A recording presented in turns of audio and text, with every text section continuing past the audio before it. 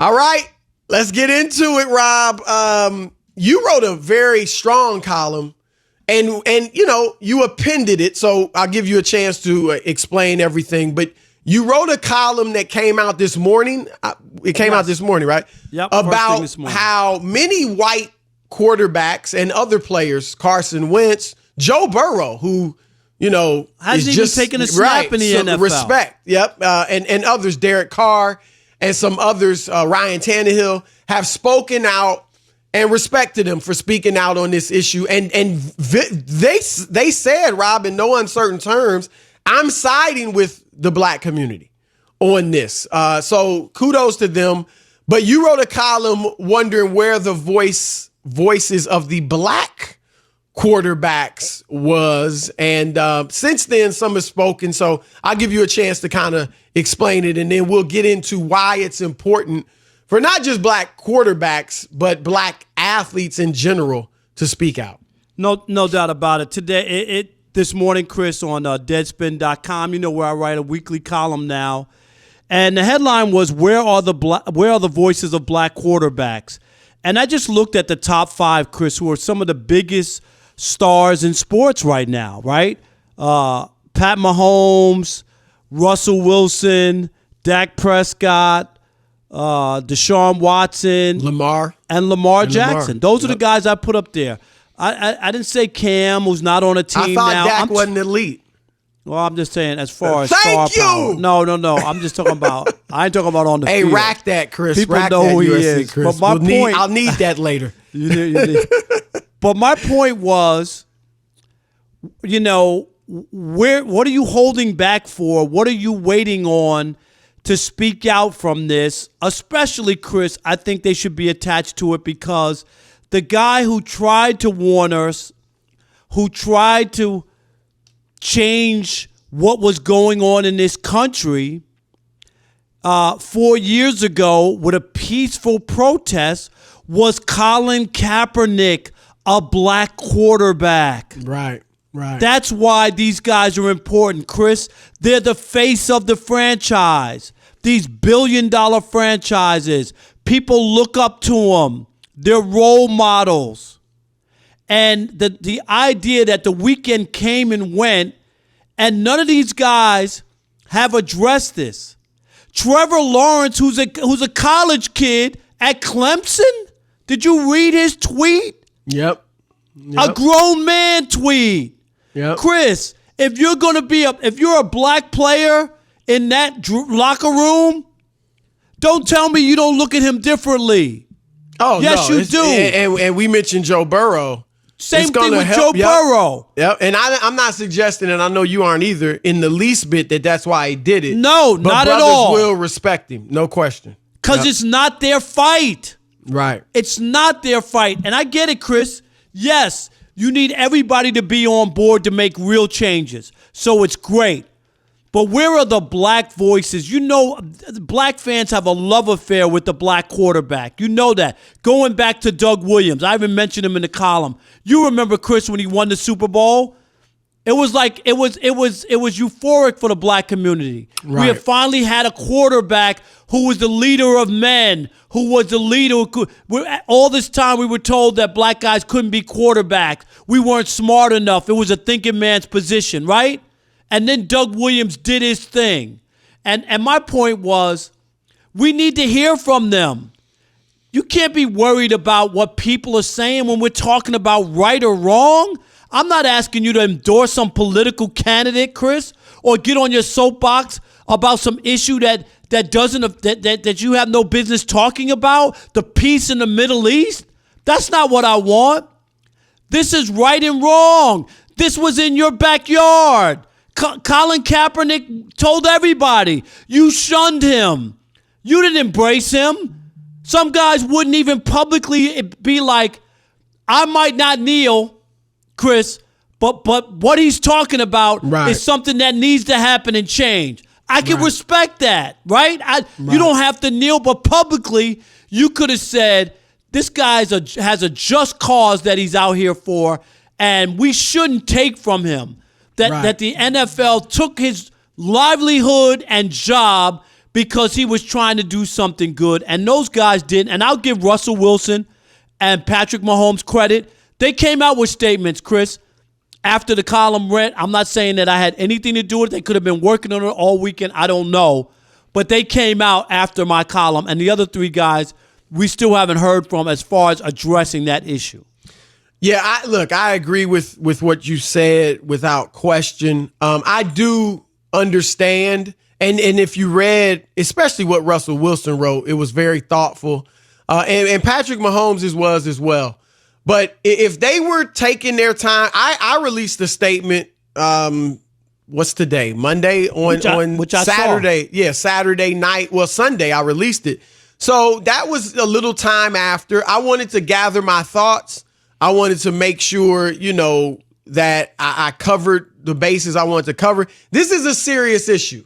And I would rather an athlete, any athlete, but in this case, black athletes, I would rather them take their time, make sure they say something thoughtful and something that they can stand behind and they understand the situation and the issue. And if it takes them a few days, if it takes them a little while, I'm fine with it. I'd rather them do that than go out there and say something, ridiculous and, something like, and which I've seen some entertainers say some things that I seriously disagree with. So I'm fine with that. I just think in general, Rob, that one thing I'd like people to understand is black athletes in general. It is not fair that we ask so much of black athletes when it comes to speaking out and being socially conscious and all that. It's unfortunate that we need them to do that because their white counterparts don't have to do that. Nobody knows much or cares much about Tom Brady's views on this and that. But the fact is, because of the history of this country and because of the contemporary situation within this country, we do need our black athletes to step up. We do need them. They have a responsibility to address these issues, Rob. Black athletes, we said it with Jackie Robinson. They are the number one. They're the most irreplaceable African Americans. They are neat. LeBron James, if he had knelt like Colin Kaepernick, it would have been just fine. The Lakers wouldn't have done a thing. The NBA wouldn't have done a thing. And he would have been fine because he's that good and he's that irreplaceable. Our athletes are the wealthiest of African Americans. Look at the list of Forbes' top 10 wealthiest African Americans. Virtually all of them, at least 8 of them, if not all 10, made their wealth, or 9, made their wealth through either sports or entertainment. Some connection to one of the two. Thirdly, they're the most well-connected. McDonald's needs them. Coca-Cola needs them. Nike needs them. Adidas needs them. They got all these endorsements. They should demand things of those companies that want to endorse them. I'm talking about demanding things in terms of, how they treat or deal with the black community. If I was an athlete, I would like them to, if you want to endorse me, Coca-Cola, what percentage of your managers or plant managers are African American?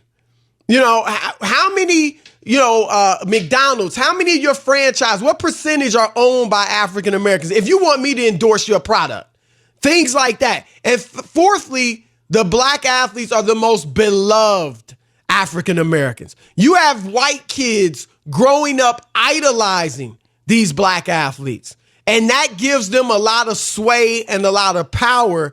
And so that is why we need them to speak up. I get it. You're young. You don't know you're an athlete. You might not be that, well-read or educated, but get with the blacks who are. Get with people that are and let them share things with you that you can use to help your people. And Chris, I agree. My only thing is, the one thing when people talk about, like when people try to use the excuse, well, I don't know about this or know about that. That to me, sometimes it's a cop-out from this standpoint. You know what's right and wrong, even if you don't want to go into a big conversation, Chris, or diatribe on what's happening. You saw what happened to George Floyd. It's unacceptable and can't be tolerated.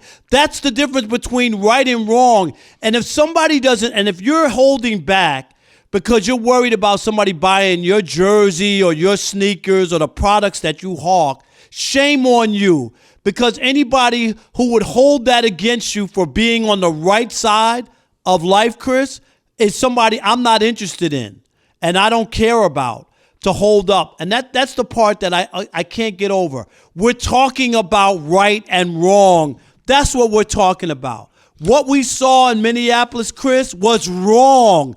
I don't care what you're doing. If you can't hit a ball, make a basket, or just a regular Joe looking at the circumstance and the situation, that is unacceptable. Right. I agree. I agree. And look, we know, Rob, that, and this is not just athletes. This is your favorite thug, gangster, shoot 'em up rapper. This is, many other African Americans. For all the braggadocio, all the warrior-like qualities on the field, many of them are afraid to speak out because of what white Americans might think or do. That's what it is. And I was looking at a video today where some rapper podcast, did a hip hop podcast or something, was calling out another hip hop podcast and just going off on them and how tough he is. I'm like, do you see what's going on? And you bragging about how bad and tough you are, and our community's getting ransacked, and you ain't saying a thing. So all these brothers that jump bad with brothers, a lot of them are afraid to even say a peep against the white community or white America or things that are being done to blacks that aren't right. And I say, man up and speak your mind, because you have the platform. Do black athletes have a responsibility to speak out in times like this? We will continue the conversation with you as we give you a chance to weigh in. Let's do it. Matt in Indianapolis, you're on The Odd Couple, Fox Sports Radio. What you got, Matt? Hey, guys. Thanks again for getting me through my commute on the way home. Yes, Always sir. Thank you, brother. We appreciate that. Hey, I just wanted to comment on a soundbite I heard on local radio this morning. It sounded like Malcolm Brogdon and Jaylen Brown. And again, I didn't see a video or anything, but I think Malcolm Brogdon was just holding a microphone and just talking right on the front lines, man, and just getting his message out there, which is particularly striking to me because as far as athletes go, he's really a pretty reserved and quiet guy. But when it comes to something that really, truly matters, he's right out on the front lines with a megaphone and spreading the love and the right message. So I just wanted to comment on that. I think it's a great thing. All right, that's great, and Jaylen is, and I've known this since he entered the league, Rob, he is one of the more thoughtful and pensive players out there. I'm not surprised to see him, knowing him, I'm not surprised to see him doing this. And Malcolm Brogdon, you know what people call him, the president. Right. Like Obama. So those are two guys that I'm not surprised that either of them has done that. Led a protest in Atlanta. There you go. Jeremy in Texas, you're on The Odd Couple, Fox Sports Radio. What you got? What's up, guys? Yeah, I totally agree. I think any player should be able to speak out and speak their mind off the court, off the field, off the diamond, anything, and be able to say what they need to say. I agree with Rob. If people don't like it, poo-poo on you. I really don't care. They should be able to do that. But, at the same time, if they have civil protests and everything, people will actually start feeling sorry. I know a lot of my friends, everything were like, man, this is a screwed up situation. And then all of a sudden all the riots and the looting and everything started, and all of a sudden now it's like, wow, apparently y'all don't care about what y'all are fighting for because y'all would rather look out for yourselves and loot and everything. But Jeremy, let me say this real quick. Be careful of that. There's always going to be opportunistic people and people in the crowd and big crowds that are going to do that. Let's not lose sight of the message. And Jeremy, you know what? Jerry, just hold on. I want you to say, your friends who push back on that, ask them where they were when Colin Kaepernick was doing it peacefully, right? And people pushed back and they didn't want that at their football games. Do you remember that? The fact is, Rob. Am I right, Chris? Yeah, let's keep it real. There is no way that black people can protest, and I'm not supporting the looting and all, which is not just black people, by the way. Right, okay? right. A lot Look of at the people video. Look at the video. A lot of video. people that are actually against the cause are taking advantage of this, whether they're inciting violence or looting themselves or whatever. But let's face it, there's no way for blacks to protest that the masses of white people are going to be cool with. Yes. As you said it, Kaepernick did it peacefully. What else? He actually went out of his way to say, because people said, well, you're disrespecting the military, because initially he was sitting, right? And then he's talked a military to a veteran, guy told him, yes. And he tried to do it out of respect for the military. And people still weren't cool with it. So there's no way. That's just an excuse. I'm with you. To look at the looting and look at everything else, and you want to focus in on that. Do not that's not the issue. Just like they made the flag the issue, Chris, instead of what Colin Kaepernick was talking about. Hey, Dre in Michigan, you're on the Odd Couple Fox Sports Radio. What's up, Dre? Hey, what's going on, fellas? What's up, How man? are you? Not much. Before I touch on this serious topic, I just want to say welcome back, Chris. Thank you, what I'm brother. saying? If he'd been going another week, Rob would have got fired, man. His jokes were funny, but he was crossing the line, brother. But they were funny. I believe it. He's a habitual line stepper, man. Funny, though. I got to keep him in check. Yeah, so you're filtered. Right. But, yeah, it was. They do have an obligation, not just not just to themselves, but to those that came before them and those that's going to come after them. Because like an old guy told me once before, he said, once you allow them to do something to somebody else, they one step closer to doing it to you. Because those guys, when they get pulled over, they're not going to care if he's LeBron James or if he's whoever person. I'm not picking on him because he does speak out. But, when his son get pulled over, he can't say, oh, LeBron James, my daddy. They don't care. So you have or what about your cousin or your cousin or your somebody nephew in the neighborhood? Yeah, like exactly. You know what I'm saying? Question. I'm pretty sure you guys are very, well known. And Robin spoke about times where he got pulled over for no reason. Many so the things happen in all classes. Yep, no question. All right, we got our man Greg Jennings coming up. What's going on, fellas? How are you guys? Man, you needed those muscles too in Minneapolis. Right, so you live in Minneapolis and tell us what went down. Yeah, so been a resident of Minneapolis now for 7 years. And obviously everybody knows what has taken place and transpired, the life of George Floyd being taken by the law enforcement officer. Unfortunate events that sparked an outrage across the country, and rightfully so. Do I agree with every action that has been shown and acted out? No, I don't. However, I understand it. And I could never fully understand it the way that those who are acting out and the way that they feel they should act out or they have acted out. I could never fully understand it from their perspective, but for mine, it's been a unique experience. It's been an experience that has been real. That's the only word that I can find that has any meaning. It's like it is real. This is not a movie.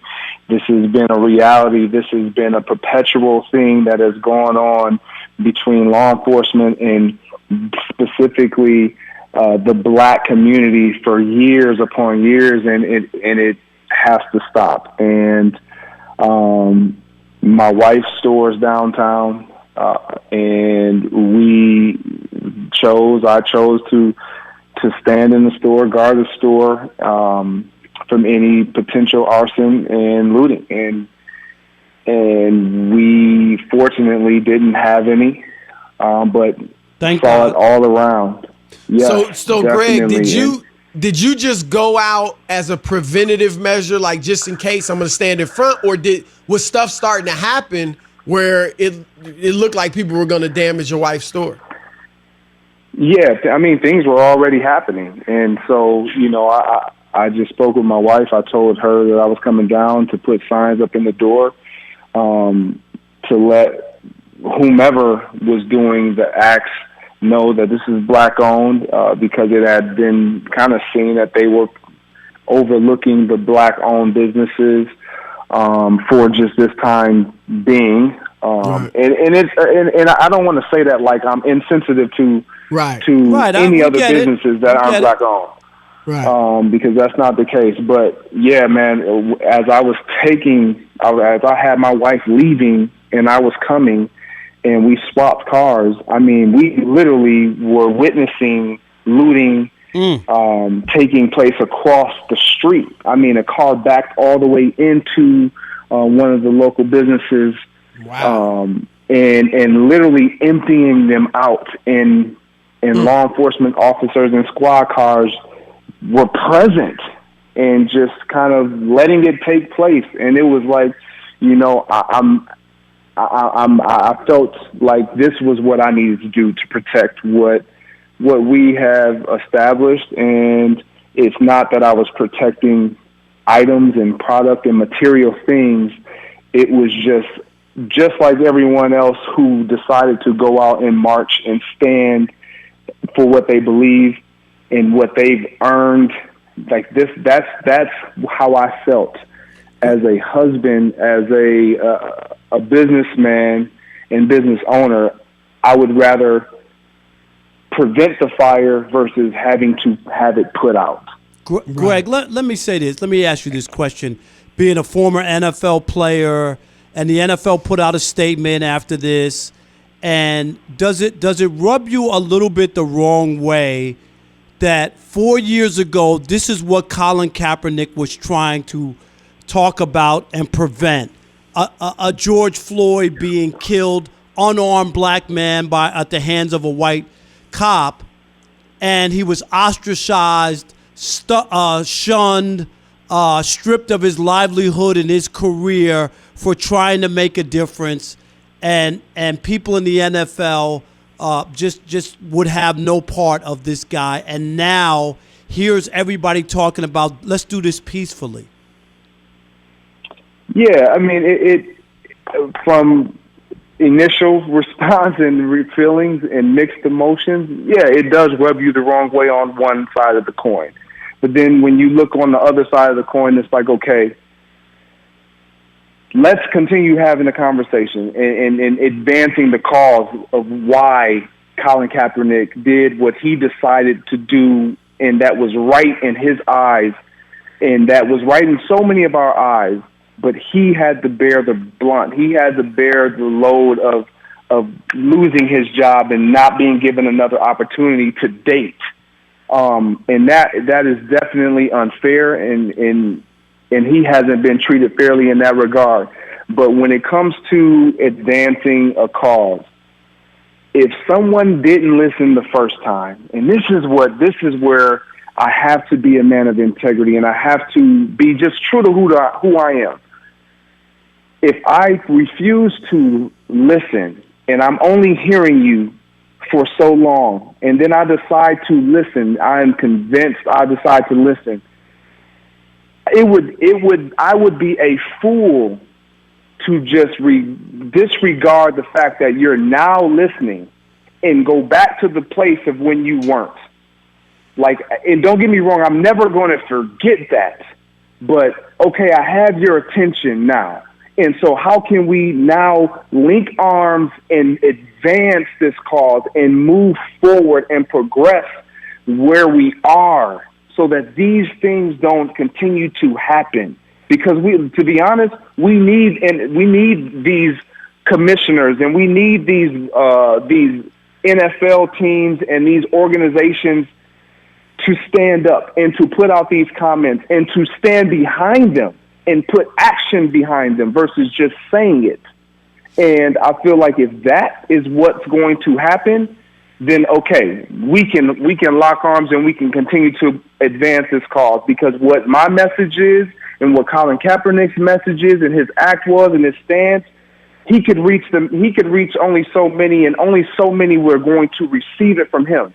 But if more would have linked arms and said it that didn't look like him, we would have reached so much more, so many more. And Greg, it would have been received by so many more. We got about a minute for your comment. Rob and I have often talked about how the players, if they had decided, even just the black players, it'd be all players, but just the black players that said, you know what? Colin Kaepernick deserves to be in the league. What he's doing is just. We're not playing until he's back. We don't think they would have missed the game. Certainly not more than one. But why? That may be unrealistic. Why is it so, or at least appears to be so unrealistic? It's not unrealistic because we saw it at Missouri with the football players. We saw the power. And the NFL no, I know players they got the power. Have the just power. Getting them together. Why, Greg? Why can't they get together?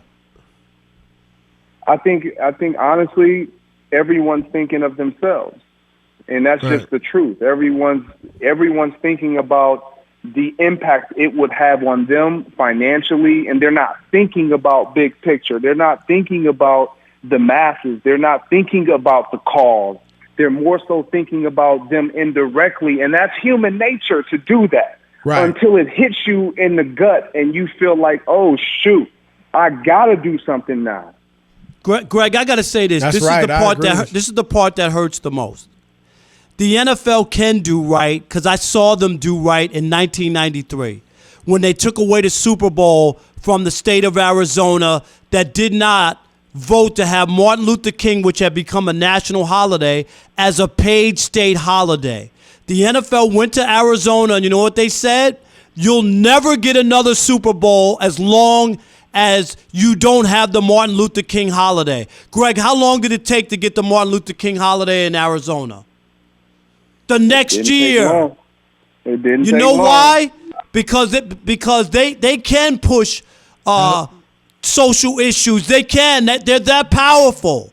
They can make things happen. That's why I'm disappointed in the NFL. I've seen them do it before. We saw the NBA do it. Chris with the bathroom bill in North Carolina. North Carolina, that's right. They have power. They can do it. This could have been avoided. Greg, thanks a lot, brother. Thank you, buddy. And, I'm sorry. We'll be praying for you and your family up there in Minneapolis. Stay safe. Absolutely. Appreciate you guys. Yep.